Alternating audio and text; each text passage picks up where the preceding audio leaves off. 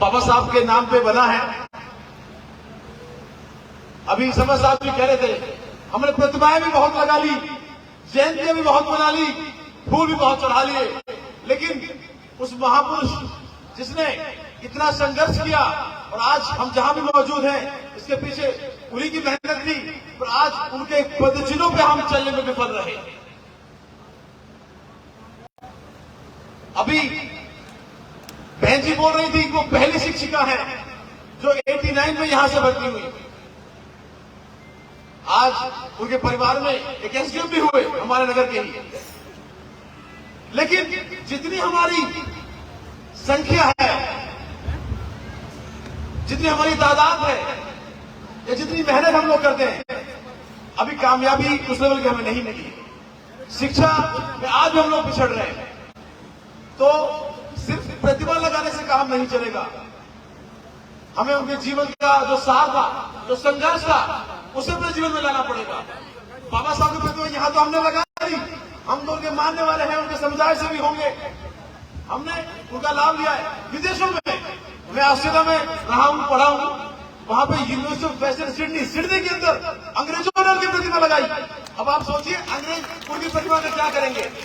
ना तो वो लोग 14 अप्रैल मनाते हैं, ना वो फूल चढ़ाते हैं, वो उस प्रतिमा का क्या करेंगे। वो अपने बच्चों को शिक्षा देना चाहते हैं, सीख देना चाहते हैं, उनके संघर्ष से, उनके जीवन से प्रेरणा देना चाहते हैं अपने बच्चों को कि आप लोग सीखिए, मेहनत करिए, आगे बढ़िए। और आज हम यहां पिछड़ रहे हैं, तो हम सबको बहुत ध्यान देने की जरूरत है। विकास तभी संभव है जब हम लोग साथ मिलकर चलें।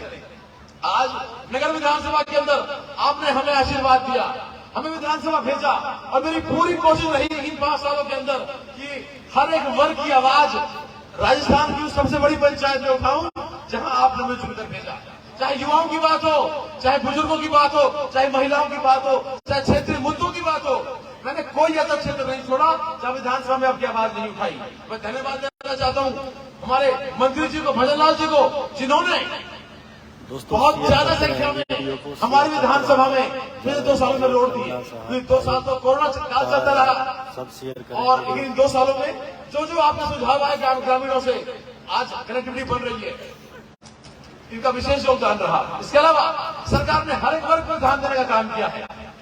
अभी मंत्री जी बता रहे थे, ग्राम जूली जी, जो भी योजनाएं सरकार चला रही है, आज पूरे हिंदुस्तान में एक मॉडल के रूप में बन के आ रही है, क्योंकि उनका उद्देश्य आम आदमी को राहत पहुंचाने का है। हमारी माताएं बहनें यहां बैठी हैं, अगर गैस का सिलेंडर के दाम कम होंगे तो ये आराम से अपना घर से चलन कर सकेंगे। बुजुर्ग यहाँ बैठे, हर बुजुर्ग की पेंशन आज बढ़ चुकी है। हमारे यहाँ पे अगर कोई बीमार आदमी हो जाता है तो उसके लिए सरकार ने 25 लाख रुपए तक का बीमा दिया है। अभी 2 दिन पहले भी हमारे केसरी गांव में दुर्घटना हुई, उससे पहले नरना चौथ में दलित समुदाय का एक बेटा बिजली के करंट से चला गया, और चिरंजीवी से 10 लाख रुपए तक की सहायता सरकार आज दुर्घटना बीमा को दे रही है। तो हर एक वर्ग को राहत पहुंचाने का काम इस सरकार ने किया है। अब हम सबकी जिम्मेदारी है कि हम लोग मिलजुल कर जो आपके लिए काम करें, हम उसके हाल मजबूत करें। आज राजस्थान की कैबिनेट के अंदर 4 मंत्री हमारे समुदाय से भी बैठे हैं, और वो इसलिए बैठे हैं, और पहली बार हुआ राजस्थान में जो 4 कैबिनेट मंत्री की जगह हमें मिली, वो इसलिए मिली आप लोगों की भावनाओं के लिए, ताकि आपका प्रतिनिधित्व राजस्थान की कैबिनेट में हो सके, जहां नियम बने, कानून बने, वहां ऐसा कोई काम ना हो जहां आपका अधिकार छीनने का काम किया जाए। जिस तरीके की पहली सरकारों ने हमेशा दलितों का, पिछड़ों का वोट तो लिया, लेकिन जब काम करने की बात आती है तो वो आपको पहचानने से इनकार कर देते हैं। आज राजस्थान गवर्नमेंट, राजस्थान सरकार मुख्यमंत्री अशोक गहलोत जी के नेतृत्व में आम आदमी को राहत देने का काम कर रही है। पूरे हिंदुस्तान के अंदर राजस्थान मॉडल विकसित हो रहा है। अभी आपने कर्नाटक के चुनाव देखे, वहां आदरणीय खड़गे जी के नेतृत्व में चुनाव लड़ा गया। आज पूरे देश के अंदर वो एक माहौल बनता जा रहा है। हम तो सिर्फ आपसे यही कहना चाहते हैं कि मैं आपका बेटा हूं, आपका भाई हूं। इन 4 सालों में मैंने आपकी सेवा करने के लिए कोई कमी नहीं छोड़ी, लेकिन फिर भी कहीं कमी रही होगी तो हम उसको स्वीकारने को तैयार हैं। आपके बेटे हैं, लेकिन हमारी नीयत में कमी नहीं है। हमारी नीयत आपकी सेवा करने की है, आपकी सेवा करने की है। चाहे समुदाय भवन मिलने की बात हो, चाहे प्रतिमा लेने की बात हो, चाहे ट्रांसफर हो, पोस्टिंग हो, गलियों की मरम्मत हो, हमने किसी काम में कोई भेदभाव नहीं किया। और आने वाले वक्त में आप ये अपील करते हैं कि ये जो साथ चला है, आप सबके आशीर्वाद के द्वारा हमें साथ को मजबूत करना है। और आज पूरा राजस्थान आने वाले वक्त में सबसे ज्यादा जो है वो इस क्षेत्र पर जो है आग लगाए बैठा है। हमारे भजन लाल जी मंत्री साहब आज हमारे बीच में बहुत कीमती वक्त निकाल के पहुंचे।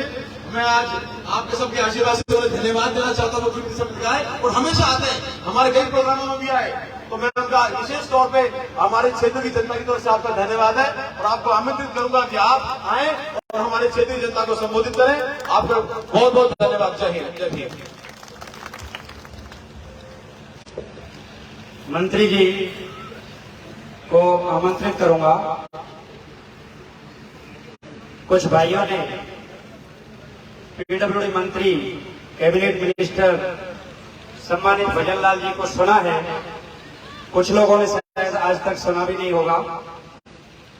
तो बड़े सौभाग्य का विषय है कि आपकी सौम्य भाषा, आपकी मृदु भाषा, आपकी सच्ची भाषा तो हम सब सुनना चाहते हैं। सम्मानित भजन लाल जी जाटव साहब।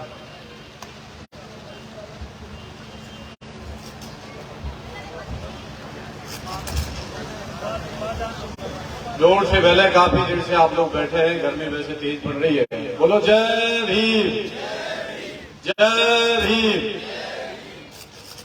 तथागत गौतम बुद्ध भगवान एवं भारत के संविधान रचयिता हम सबको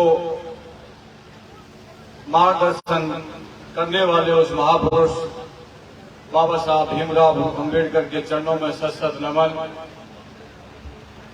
हमारे साथ मंच पर विराजमान आज सीकरी कस्बा के अंदर बाबा साहब की मूर्ति अनावरण के कार्यक्रम में उपस्थित आपके जाने पहचाने लोकप्रिय विधायक सम्मानीय वाजिब अली साहब, सम्मानीय सरताज खान साहब, आरिफ खान साहब प्रधान जी, पूर्व प्रधान मुबीन जी, सरपंच साहब लखवीर जी, सम्मानीय पूर्व हमारे डीसी पीसी बैरवाल जी, अशोक जैन साहब, ब्लॉक कांग्रेस कमेटी के अध्यक्ष नगर भाई सुबर सिंह जी,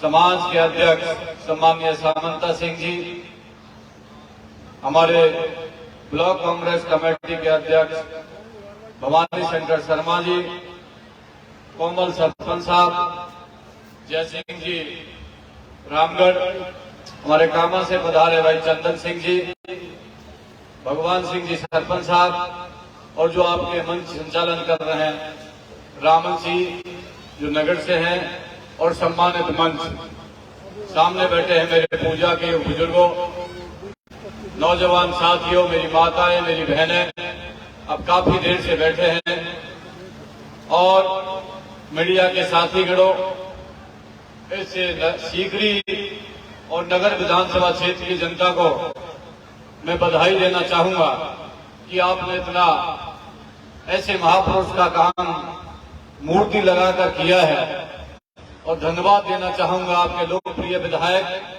सम्मानीय वाजिब अली साहब को कि जिन्होंने एक बहुत बड़ा काम किया है। अभी सरपंच साहब कह रहे थे लखवीर जी कि महापुरुष की मूर्तियां लगती हैं, उसके उपरांत भी आज तक समाज जागृत नहीं हुआ। मैं इस बात को स्वीकार करता हूं, पर मैं इस बात को स्वीकार नहीं करता हूं कि बाबा साहब कोई अकेले दलितों के नेता थे। उनको संविधान बनाने का मौका कोई दलित के आधार पर नहीं मिला था। उनको संविधान बनाने का मौका अपनी काबिलियत के ऊपर मिला था। उनके अंदर काबिलियत